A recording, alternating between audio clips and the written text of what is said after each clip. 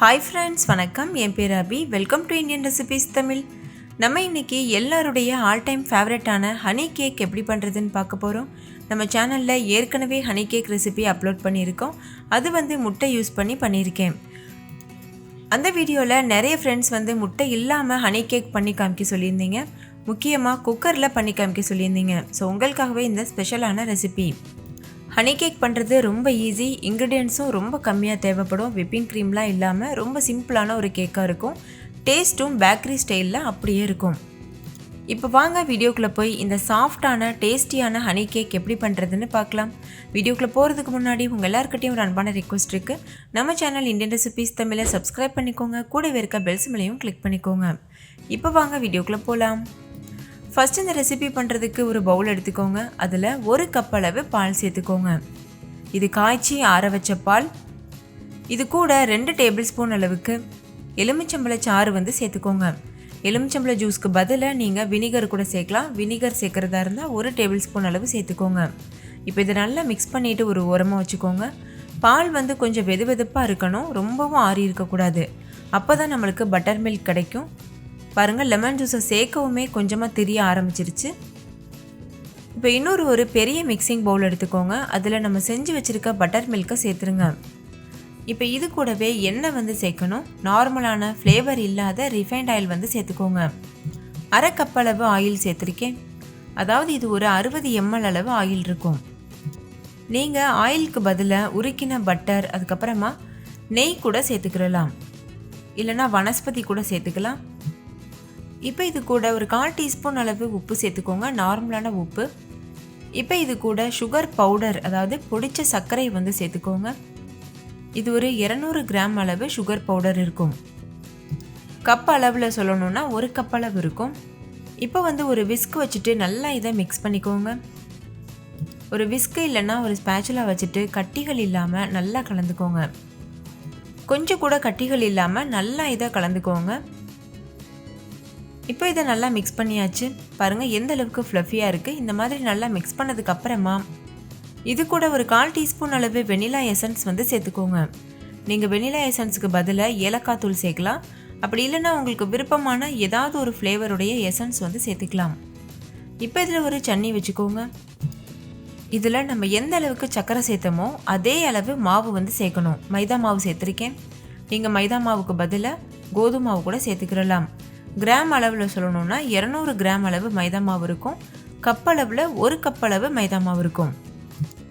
இப்போ இது கூட 2 டேபிள் ஸ்பூன் அளவு பால் பவுடர் சேர்த்துக்கோங்க. பால் பவுடர் சேர்க்க விருப்பம் இல்லைன்னா நீங்கள் இதை ஸ்கிப் பண்ணிடலாம்.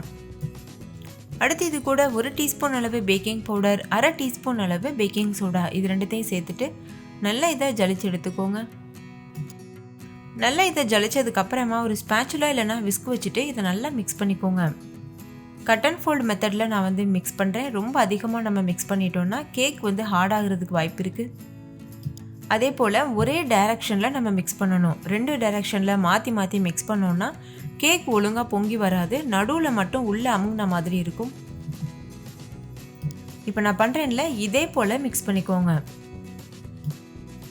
இதில் உங்களுக்கு கட்டிகள் இருக்க மாதிரி டவுட் இருந்ததுன்னா விஸ்க் யூஸ் பண்ணிவிட்டு நல்லா இது போல் மிக்ஸ் பண்ணிக்கோங்க. அப்போவுமே நம்ம ஒரு டைரக்ஷனில் தான் மிக்ஸ் பண்ணணும். இது மாதிரி மிக்ஸ் பண்ணும்போது கொஞ்சம் கூட கட்டி இல்லாமல் ஸ்மூத்தான பேட்டர் நம்மளுக்கு கிடைக்கும். இப்போ இது கூட கொஞ்சமாக தண்ணி சேர்த்துக்கோங்க. நான் ஒரு 1/4 கப் அளவு தண்ணி சேர்த்துருக்கேன். சேர்த்துட்டு இது நல்லா மிக்ஸ் பண்ணிக்கோங்க. நம்மளுக்கு பெர்ஃபெக்டான கன்சிஸ்டன்சி வரது வரைக்கும் கொஞ்சம் கொஞ்சமாக தண்ணி சேர்த்துட்டு நம்ம மிக்ஸ் பண்ணிக்கலாம். நான் பால் பவுடர் சேர்த்தனால இந்த ஸ்டேஜில் தண்ணி சேர்க்குறேன். நீங்கள் பால் பவுடர் சேர்க்காமல் செஞ்சுருந்தீங்கன்னா இந்த ஸ்டேஜில் பால் சேர்த்துக்கோங்க. அதாவது தண்ணிக்கு பதிலாக தேவையான அளவு பால் சேர்த்துட்டு இந்த அளவு கன்சிஸ்டன்சி வரது வரைக்கும் மிக்ஸ் பண்ணிக்கோங்க. இது பெர்ஃபெக்டான கன்சிஸ்டன்சி. இந்த டைமில் ஒரு குக்கர் எடுத்துக்கோங்க. நம்ம இன்றைக்கி டைரெக்டாக குக்கர்லேயே செய்ய போகிறோம். உங்களுக்கு குக்கரில் செய்ய விருப்பம் இல்லைன்னா இதுக்கு முன்னாடி நான் கேக்லாம் செய்ய சொல்லி கொடுத்துருக்கேன்ல, ட்ரேயில் ஊற்றிட்டு நம்ம கடாயில் வேக வைப்போம், இல்லாட்டா ஓவனில் பண்ணுவோம்ல, அந்த மாதிரி கூட நீங்கள் இந்த கேக் மாவு வச்சு பண்ணலாம். இப்போ இதில் ஒரு பட்டர் ஷீட் போட்டுக்கோங்க. பட்டர் ஷீட் போடுறதுக்கு முன்னாடி இதில் கொஞ்சமாக ஆயில் அப்ளை பண்ணிக்கோங்க. எண்ணெய் இல்லைன்னா நெய் இல்லைனா பட்டர் இதெல்லாம் அப்ளை பண்ணிவிட்டு இந்த மாதிரி இந்த பட்டர் ஷீட்டை வச்சுருங்க. அப்போ தான் இந்த பட்டர் ஷீட் நல்லா ஒட்டி பிடிக்கும். பாருங்கள், இந்த மாதிரி வச்சதுக்கப்புறமா நம்ம ஏற்கனவே செஞ்சு வச்சுருக்க மாவு இருக்குல்ல, அதை வந்து இது கூட சேர்த்துருங்க. எப்படி ரிப்பன் மாதிரி கட்டாய் விழுகுதில்ல, இது வந்து கேக் மாவோட கரெக்டான கன்சிஸ்டன்சி. இதில் சேர்த்ததுக்கு அப்புறமா மூடி போட்டு மூடிடுங்க. மூடி போட்டு மூடுறதுக்கு முன்னாடி நம்ம கவனிக்க வேண்டிய முக்கியமான விஷயம் வந்து அந்த மூடியோட கேஸ் கட்டை ரிமூவ் பண்ணிடணும். குக்கர் மூடியோட கேஸ் கட் விசில்லாம் வரும்ல, அதெல்லாம் எதுவுமே போடக்கூடாது. நார்மலாக அந்த மூடியை மட்டும் வச்சு க்ளோஸ் பண்ணிக்கோங்க. இப்போ மூடி வச்சு க்ளோஸ் பண்ணியாச்சு. இதை நம்ம பேக் பண்ணி எடுத்துடலாம். அதுக்கு ஸ்டவ் ஆன் பண்ணிக்கோங்க. ஹை ஃப்ளேமில் வச்சுட்டு ஒரு சின்ன தோசை டவா வந்து அதில் வச்சுருங்க. பழைய தோசை டவா யூஸ் பண்ணுங்கள். ஏன்னா இதில் நம்ம கேக் செஞ்சதுக்கப்புறம் இந்த தோசை டவாவை யூஸ் பண்ண முடியாது. அதுக்கப்புறம் மறுபடிக்கும் நீங்கள் பழக்கிட்டு வேணும்னா யூஸ் பண்ணலாம். இந்த தோசை டவா ஒரு 5 நிமிஷத்துக்கு நல்லா சூடானதுக்கு அப்புறமா ஸ்டவ்வை லோ ஃப்ளேமில் வச்சுட்டு குக்கரை அது மேலே தூக்கி வச்சுருங்க. குக்கர் விசில் போடக்கூடாது. இப்போ லோ ஃப்ளேமில் வச்சுட்டு ஒரு 40லேருந்து 50 நிமிஷம் வரைக்கும் இதை வேக வச்சு எடுத்துக்கோங்க. நம்ம கேஸோட அளவை பொறுத்து இந்த டைமிங் வந்து மாறுபடலாம்.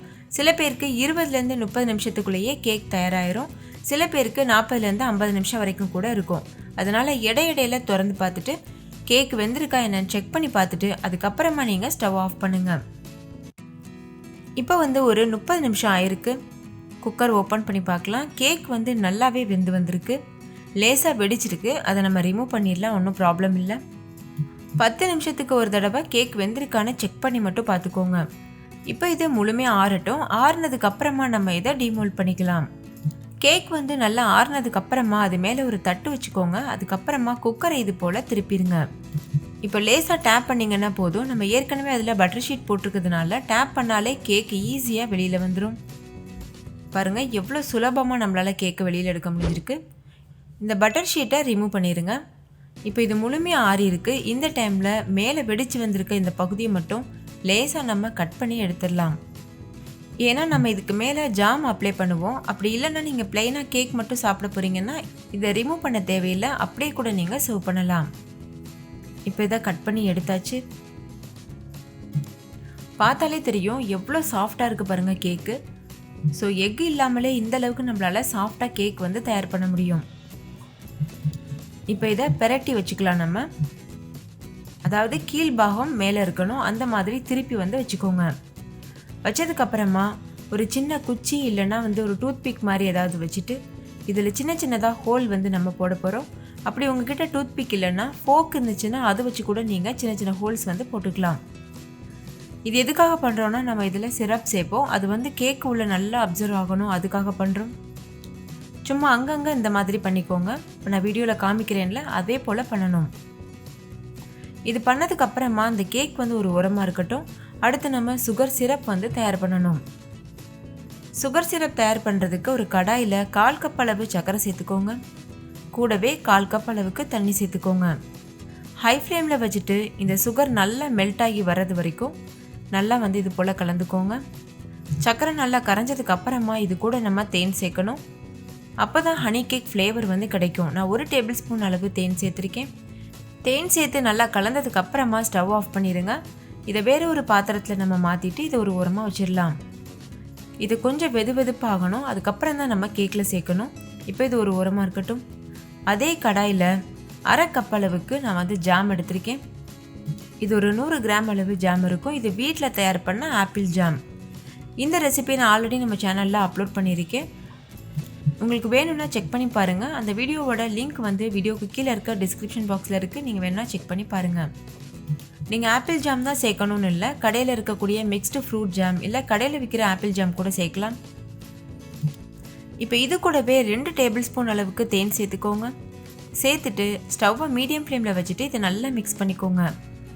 ஜாம் வந்து நான் ஃப்ரிட்ஜில் வச்சுருந்தேன், அதனால் கொஞ்சம் கட்டியாக இருக்குது. நம்ம வந்து இதை சூடுபடுத்தும் போது அந்த சூட்லேயே இது நல்ல இலகி நல்ல ஒரு டெக்ஸ்சருக்கு வந்துடும்.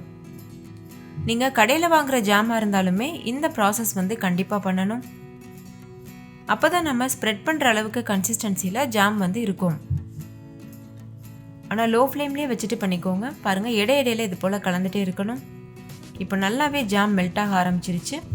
இன்னும் கொஞ்ச நேரம் இது நல்லா வந்து கலந்துகிட்டே இருந்தோம்னா முழுமையாக இது மெல்ட் ஆயிரும். இப்போ பாருங்கள் ஜாம் வந்து ஸ்ப்ரெட் பண்ணுற கன்சிஸ்டன்சிக்கு வந்துருச்சு. இந்த டைமில் ஸ்டவ் ஆஃப் பண்ணிவிட்டு இது ஒரு ஓரமாக வச்சுருங்க. நம்ம ஏற்கனவே சுகர் சிரப் பண்ணோம்ல, அதை இப்போ இதில் அப்ளை பண்ணணும். இந்த சுகர் சிரப் இப்போ வெது வெதுப்பாக இருக்குது. இந்த டைமில் கேக்கில் அப்ளை பண்ணிடுங்க. நீங்கள் ப்ரஷ் வச்சு தான் பண்ணணும்னு இல்லை, ஸ்பூன் வச்சு கூட இதில் அப்ளை பண்ணலாம். உங்களுக்கு எந்த அளவுக்கு அந்த ஜூசினஸ் வேணுமோ அந்த அளவுக்கு நீங்கள் அப்ளை பண்ணிக்கலாம். கேக் ஃபுல்லாகவே உங்களுக்கு நல்ல மாய்ச்சராக இருக்கணும்னா இதை முழுசாக அப்படியே அப்ளை பண்ணிடுங்க. அப்படி இல்லைன்னா பாதி சிரப் மட்டும் அப்ளை பண்ணால் போதும். சிரப் அப்ளை பண்ணதுக்கு அப்புறமா நம்ம செஞ்சு வச்சுருக்க ஜாம், அதுக்கப்புறம் ஹனி சிரப் இருக்குல்ல, அதையும் இது மேலே வச்சுருங்க. இது போல் ஸ்பூன் வச்சு நல்லா ஸ்ப்ரெட் பண்ணிக்கோங்க. நல்ல ஒரு திக் லேயர் கன்சிஸ்டன்சி வரணும், அந்த அளவுக்கு நல்லா ஸ்ப்ரெட் பண்ணிக்கோங்க. இப்போ பாருங்கள், இது நல்லா ஸ்ப்ரெட் பண்ணியாச்சு. இந்த டைமில் இது கொஞ்சம் லிக்யூடாக இருக்க மாதிரி தான் இருக்கும். நம்ம ஆற வச்சிட்டோம்னா அதுக்கப்புறம் இது நல்லா செட் ஆயிரும். இப்போ ஓரளவு நல்லாவே செட் ஆயிருச்சு. இதுக்கு மேலே இன்னும் கொஞ்சம் அலங்காரம் பண்ணுறதுக்காக நம்ம டெசிகேட்டட் கோகோனட் பவுடர் சேர்க்க போகிறோம். ஒருவேளை உங்ககிட்ட டெசிகேட்டட் கோகோனட் இல்லை அப்படின்னா நீங்கள் நார்மலாக ஃப்ரெஷ்ஷான தேங்காயை துருவிட்டு கூட சேர்த்துக்கலாம். நம்ம தேங்காய் துருவெல்லாம் செய்வோம்ல, அந்த மாதிரி செஞ்சுட்டு கூட நீங்கள் ஃப்ரெஷ்ஷான தேங்காயை சேர்க்கலாம். இந்த தேங்காய் பவுடர் ரெசிபி நான் கூடிய சீக்கிரத்தில் நம்ம சேனலில் அப்லோட் பண்ணுறேன். ஸோ தொடர்ந்து வாட்ச் பண்ணுங்கள். இது பண்ணுறதும் ரொம்ப ரொம்ப ஈஸி தான். அவ்வளோதான் ஃப்ரெண்ட்ஸ். இதை நம்ம இப்போ கட் பண்ணி சர்வ் பண்ணலாம். நான் ஸ்கொயர் ஷேப்பில் கட் பண்ணி சர்வ் பண்ண போகிறேன். அதனால் இந்த ஓரங்களெல்லாம் நம்ம ரிமூவ் பண்ணிடலாம். நீங்கள் ட்ரையாங்கிள் ஷேப்பில் கட் பண்ண போகிறீங்கன்னா நார்மலாக அப்படியே நீங்கள் கட் பண்ணலாம். உங்களுக்கு விருப்பமான ஷேப்பில் நீங்கள் கட் பண்ணலாம். இந்த ஓரங்களையுமே நம்ம வேஸ்ட்டு பண்ண தேவையில்லை. வீட்டில் கிட்ஸ் இருந்தாங்கன்னா கொடுத்துருங்க, நல்லா விருப்பப்பட்டு சாப்பிடுவாங்க. நீங்களே பாருங்கள் எவ்வளோ சாஃப்டாக இருக்குது, பஞ்சு போல் இருக்குது. அப்படியே நம்ம கடையில் வாங்கக்கூடிய ஹனி கேக் டேஸ்ட்டில் பெர்ஃபெக்டாக இருக்கும். இப்போ இந்த ஓரங்களெல்லாம் ரிமூவ் பண்ணியாச்சு. இப்போ நம்ம ஸ்கொயர் ஷேப்பில் கட் பண்ண ஆரம்பிச்சிடலாம்.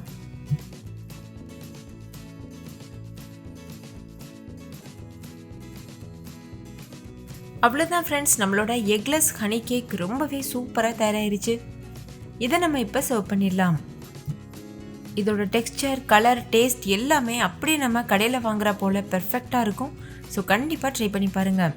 ட்ரை பண்ணிவிட்டு உங்கள் எக்ஸ்பீரியன்ஸ் எப்படி இருந்ததுன்னு கமெண்ட்லேயும் கூட ஷேர் பண்ண மறந்துடாதீங்க. இந்த வீடியோ உங்கள் எல்லாருக்கும் ரொம்ப பிடிச்சிருக்கும்னு நம்புறேன். பிடிச்சிருந்தா லைக் பண்ணுங்கள்.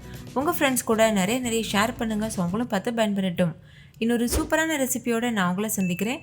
அதுக்கு முன்னாடி நம்ம சேனல் இந்தியன் ரெசிபிஸ் தமிழை சப்ஸ்கிரைப் பண்ணிக்கோங்க. கூட இருக்க பெல் சிம்பலையும் கிளிக் பண்ணிக்கோங்க. தேங்க்யூ, பாய்.